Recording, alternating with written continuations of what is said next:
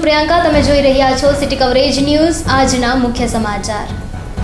ભારત સહિત વિવિધ દેશના 500થી વધુ નાગરિકોને સાયબર સ્લેવરી માટે વિદેશ મોકલનાર મુખ્ય સૂત્રધાર નિલેશ પુરોહિત ઝડપાયો છે। સાયબર સેન્ટર ઓફ એક્સિલન્સ ગાંધીનગરની ટીમે આરોપીને ઝડપી લીધો છે। આરોપી નિલેશ પુરોહિતે સુવ્યવસ્થિત રાષ્ટ્રીય અને આંતરરાષ્ટ્રીય સ્લેવરી નેટવર્ક ચલાવ્યું હતું। તેના અંડરમાં 126થી વધુ સબ એજન્ટો કાર્યરત હતા, જેમાં 30થી વધુ પાકિસ્તાની એજન્ટો સાથે તે સંપર્કમાં હતો અને સૌથી વધુ ચાઇનીઝ તથા વિદેશી કંપનીઓના HR નેટવર્ક સાથે સીધો જ કનેક્શન ધરાવતો હતો, જે સાયબર ફ્રોડ કેમ્પોમાં માણસોની સપ્લાય કરતા હતા। આરોપીને કોર્ટમાં રજૂ કરતા 14 દિવસના રિમાન્ડ મંજૂર કરવામાં આવ્યા હોવાથી આરોપી હાલ 14 દિવસની પોલીસ કસ્ટડીમાં છે। છેલ્લા કેટલાક સમયથી ડાયાબિટીસની બીમારીનું પ્રમાણ વધી રહ્યું છે, ત્યારે જૂનાગઢમાં છેલ્લા 10 વર્ષથી ડાયાબિટીસના રોગની સારવાર કરતા હોપ ડાયાબિટીસ એન્ડ ફિઝિયોથેરાપી ક્લિનિકના કન્સલ્ટન્ટ ડાયાબિટીઓલોજિસ્ટ ડૉક્ટર દીપક ચુડાસમાએ જણાવ્યું હતું કે દર 4 વ્યક્તિએ એકને ડાયાબિટીસ જોવા મળે છે। એટલું જ નહીં, દર વર્ષે ડાયાબિટીસના દર્દીઓમાં 20%થી વધુ લોકોનો વધારો થાય છે। આમાં 10% લોકો ચેકઅપ કરાવે છે એટલે બહાર આવે છે, જ્યારે બાકીના ચેકઅપ કરાવતા નથી એટલે બહાર આવતું નથી। હવે 10થી લઈને 40 વર્ષ સુધીના ઉંમરમાં પણ ડાયાબિટીસ જોવા મળી રહ્યું છે, માટે સમયાંતરે ચેકઅપ કરાવવું જરૂરી છે। 40 વર્ષથી ઉપરના વય ધરાવતા વ્યક્તિએ 3 વર્ષે બોડી ચેકઅપ કરાવવું જોઈએ, જેથી ડાયાબિટીસનો ખ્યાલ આવી શકે અને સમયસર સારવાર મેળવી શકાય।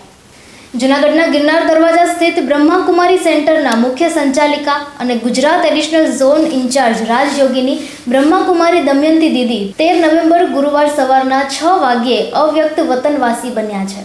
ત્યારે ગિરનારની પવિત્ર ભૂમિ પર દીદીજીના અવ્યક્ત આરોહણ નિમિત્તે બ્રહ્મકુમાર લલિતભાઈ સીએ પધારી રહ્યા છે। તેઓ દમયંતી દીદીના અવ્યક્ત આરોહણ પ્રસંગે ઉપસ્થિત રહી અને ગુરુવાર 20 નવેમ્બરે સવારે 7 વાગ્યે મુરલી ક્લાસીસ કરાવશે। ત્યારે તમામ બ્રહ્માકુમારી ભાઈ બહેનોએ જૂનાગઢના ગિરનાર દરવાજા રાધાનગર સ્થિત બ્રહ્માકુમારી સેન્ટરમાં ઉપસ્થિત રહેવા માટે દેવીબેન બીના દીદીએ અનુરોધ કર્યો છે। પ્રાચીન ગિરનાર પર્વત પર આવેલ અંબાજી મંદિર અનેક ભાવિકોનું આસ્થાનું કેન્દ્ર સમાન છે।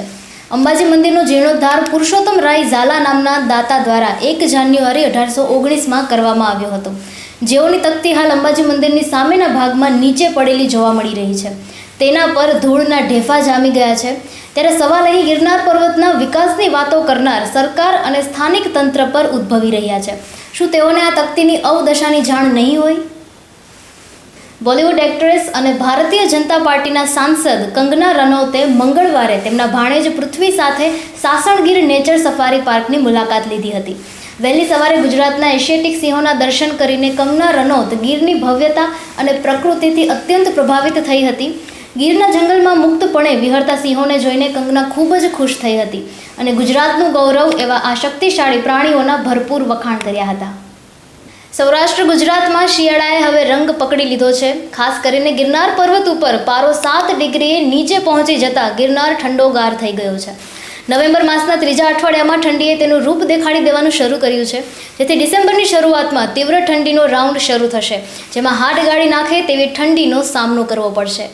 પુરુષ એટલે પોલાદી મિજાજનો પર્યાય અને કોઈપણ સ્થિતિમાં તે માનસિક રીતે પડી ભાંગે નહીં તેવી સદીઓથી એક છાપ પડેલી છે, પરંતુ હકીકત કંઈક અલગ જ છે।